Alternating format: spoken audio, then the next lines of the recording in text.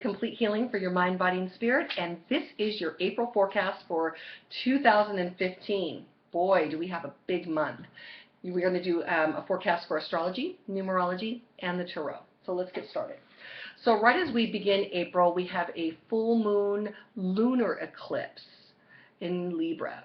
Now, those people that don't know anything about astrology, Libra is the exact opposite of where our sun is at. And the sun right now is in Aries. So the lunar eclipse, because it's an eclipse of the moon, it's going to tend to be emotional, because that's what the moon is. It's ruled by Cancer, and that's all about water. It's about emotion. It's about feeling. So this lunar eclipse, even though it's an emotional one, it's in an air sign. So that's going to have us thinking about our feelings. And Libra is all about relationships. It's about partnerships.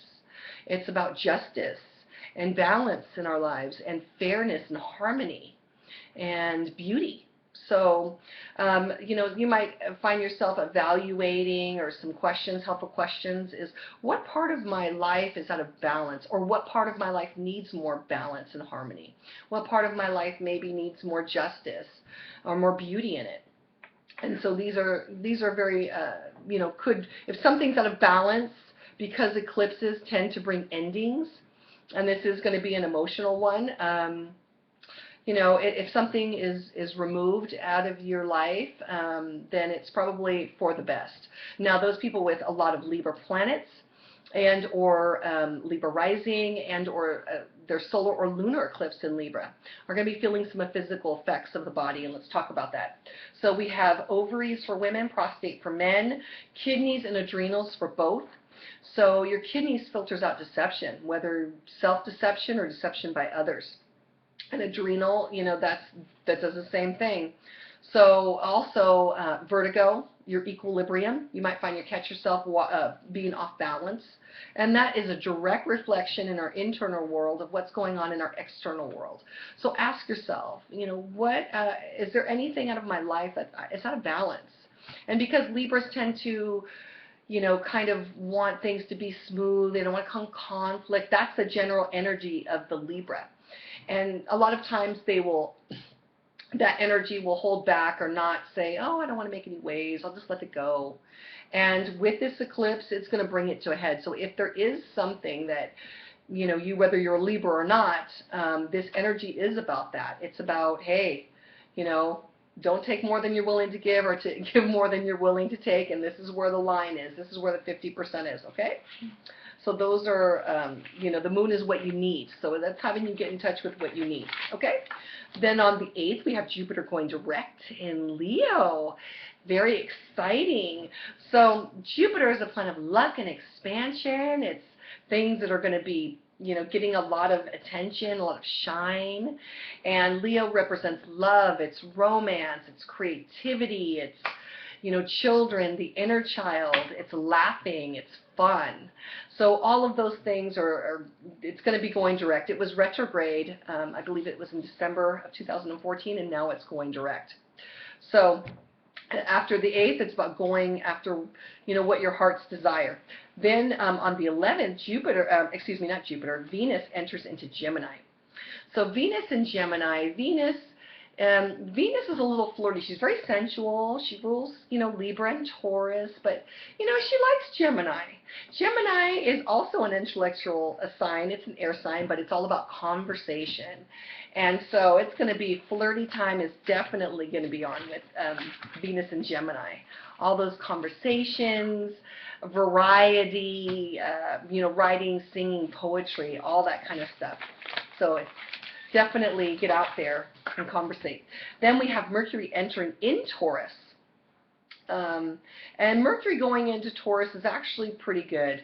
It's going to slow things down. We have all these air signs and all these planets going into air, and right now we're in illumination. The sun is in fire, so as we all know, air feeds fire.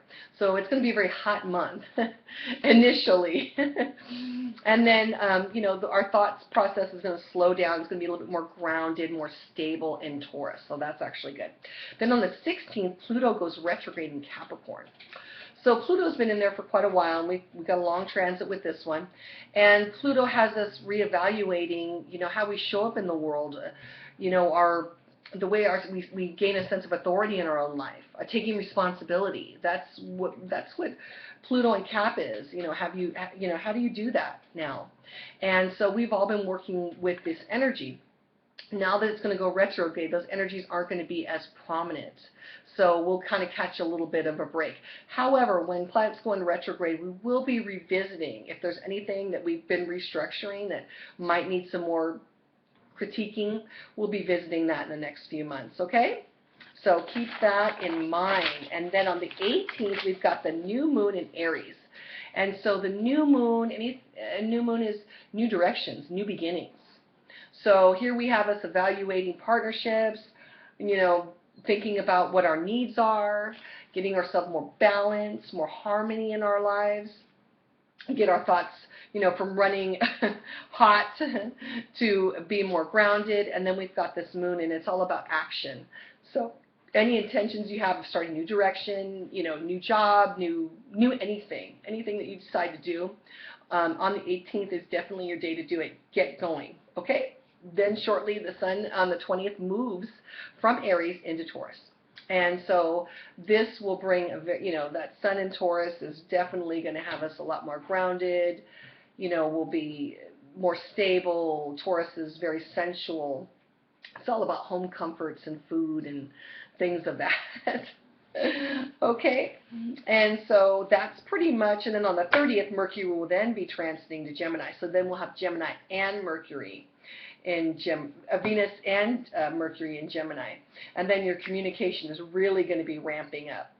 So this is a very interesting time, for action. We had big decisions that we made between March and April, and then we made our way, to making towards those actions in April. And so that's what this month is all about for astrology. Now, when we take a look at the month in numerology, April is number 4 month.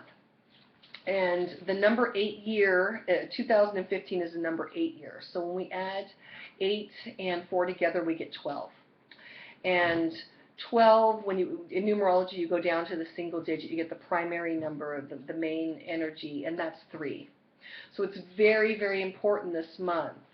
3 is about creative expression. It's about conversation. It's about communication.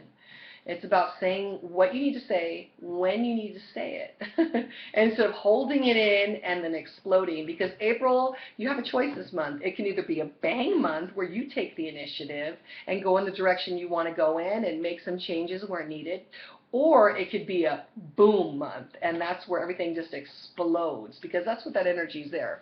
We've got a lot of air, a lot of fire before things settle down and go into earth. Okay, so this month is a 3. The energy is a 3. Let's see what we got for the tarot. See what we got here, huh? Very interesting. Yes, we do. We have interesting month coming up. We've got some very interesting things here. Okay, what have we got? Okay, we've got the Magician. Okay, so the Magician, this has to do with, okay, I need to create something new. I need to do that. We've got the Empress. This is an intuition, very intuitive. So follow your feelings, which is what we were doing for March. So we're following our feelings. We decided to create something new. We've come over obstacles. We have security. 1, 2, 3, 4, 5, 6. We have 6 of Wands. And then we've got the Clave of Chalices. And this is bringing us, the Clave of Chalices is bringing us happiness this month. It has us following our heart's desires, and that kind of coincides with that Jupiter in Leo. So it definitely has new directions. It speaks of that, and that's really, really good. It is saying to definitely watch your money this month. Definitely watch your money, because we have into the 4 of Pentacles reversed, and the 10 of Pentacles also reversed. So you're going to need to watch your money a little bit. But overall, it looks like a great month. And so once again, this is just a general reading of the energies in astrology, numerology, and the tarot. Of course, you know, for everybody's individual chart, there are going to be different, okay? So if you like this reading and you want me to do a personal reading for you, by all means, message me on the bottom of this page, or you can reach me at my website, www.ginanisnoff.com. And this is, once again, Gina, the complete healing for your mind, body, and spirit, wishing you a fantastic April. And I'll see you in May. Okay? Bye-bye.